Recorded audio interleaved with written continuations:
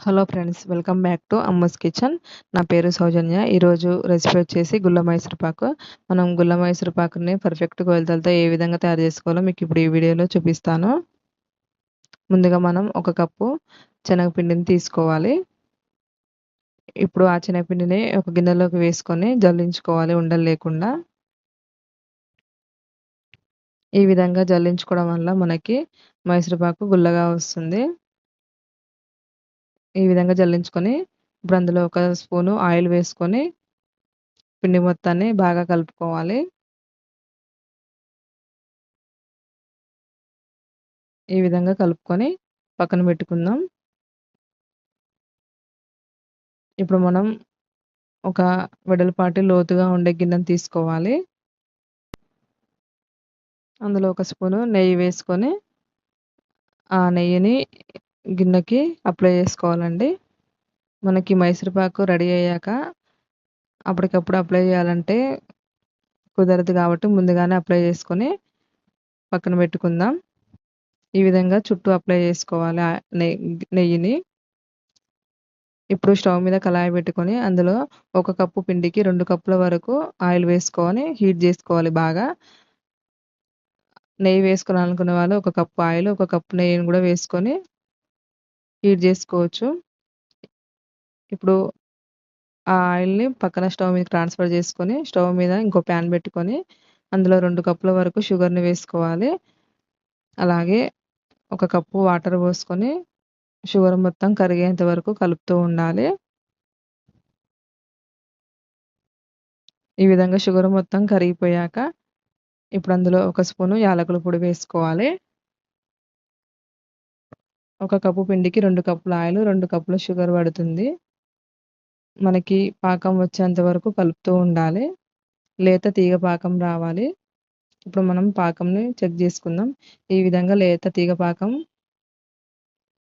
రావాలండి. మనకి ఇప్పుడు పాకం వచ్చేసింది. మనం ఇప్పుడు అందులో శనగపిండిని వేసుకుందాం. మనం శనగపిండిని వేసుకుంటూ విస్కర్‌తో కలుపుకోవాలి ఉండలు లేకుండా. మంట హై ఫ్లేమ్‌లో ఉంచుకొని మనం ఈ శనగపిండిని వేసుకున్నాక కలుపుతూ ఉండాలి. శనగపిండి పచ్చి వాసన పోయేంత వరకు ఒక 2 నిమిషాల వరకు కలుపుతూనే ఉండాలి. అందులో ఒక హాఫ్ స్పూన్ ఫుడ్ కలర్ కూడా వేసుకోవచ్చు మనకి కావాలనుకుంటే. మనకి ఆయిల్ కూడా బాగా హీట్‌గా ఉందండి. ఆయిల్ కూడా బాగా హీట్‌గా ఉండాలి. ఈ విధంగా ఒక్కొక్కగా గరిటె పోసుకుంటూ మనం కలుపుతూ ఉండాలి. 2 కూడా హై ఫ్లేమ్‌లోనే ఉండాలి. లో ఫ్లేమ్‌లో ఉండకూడదు. ఆయిల్ కూడా బాగా హీట్‌గా ఉండాలి. అప్పుడే మనకి మైసూరుపాకు గుల్లగా వస్తుంది. ఈ విధంగా ఆయిల్ మొత్తం అయిపోయేంత వరకు మనం అందులో వేసుకుంటూ కలుపుతూ ఉండాలి.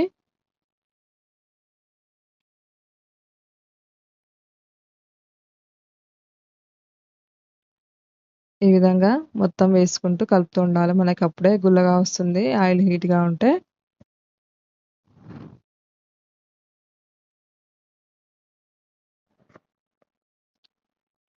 ఆయిల్ మొత్తం అయిపోయేంత వరకు మనం పోస్తూనే ఉండాలి కలుపుకుంటూ.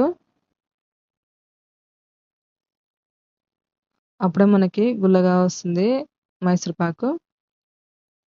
ఒక 5 మినిట్స్ వరకు ఈ ప్రాసెస్ జరుగుతూ ఉంటుంది. మనకి ఆయిల్ సెపరేట్ అయినప్పుడు మైసూరుపాకు పర్ఫెక్ట్‌గా వచ్చినట్టు. ఇప్పుడు ఈ విధంగా ఉండాలండి. ఇప్పుడు మనం స్టవ్ ఆఫ్ చేసుకొని ఆయిల్ అప్లై చేసుకున్న గిన్నెలోకి మనం ఈ మైసూరుపాకుని వేసేసుకోవాలి. వేసుకొని ఒకసారి ట్యాప్ చేసుకోవాలి గిన్నెని గ్యాప్ లేకుండా.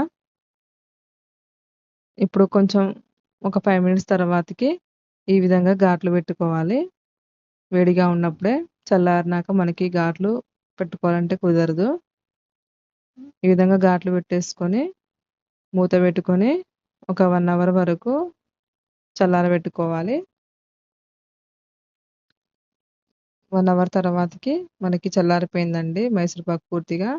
ఇప్పుడు దాని మీద ఒక మూత బోర్లించుకొని ఈ విధంగా రివర్స్‌లో చేసుకొని గిన్నెని ఒకసారి ట్యాప్ చేసుకోవాలి. ట్యాప్ చేసుకొని ఇప్పుడు గిన్నెని తీసుకోవాలి. ఇప్పుడు మనం ఆల్రెడీ ఘాట్లు పెట్టేసుకున్నాం కాబట్టి చిన్న చిన్నగా వాటిని ఈ విధంగా కొంచెం కదిలిస్తే మనకి వచ్చేస్తుందండి మైసూర్ పాకు. ఈ విధంగా మనం గుల్ల మైసూర్ పాకుని ప్రిపేర్ చేసుకోవచ్చు. మీరు ఒకసారి ట్రై చేసి చూడండి. మీకు ఈ వీడియో నచ్చినట్లయితే ప్లీజ్ లైక్ చేయండి, షేర్ చేయండి, కామెంట్ చేయండి, సబ్స్క్రైబ్ చేసుకోండి. Thank you for the watching.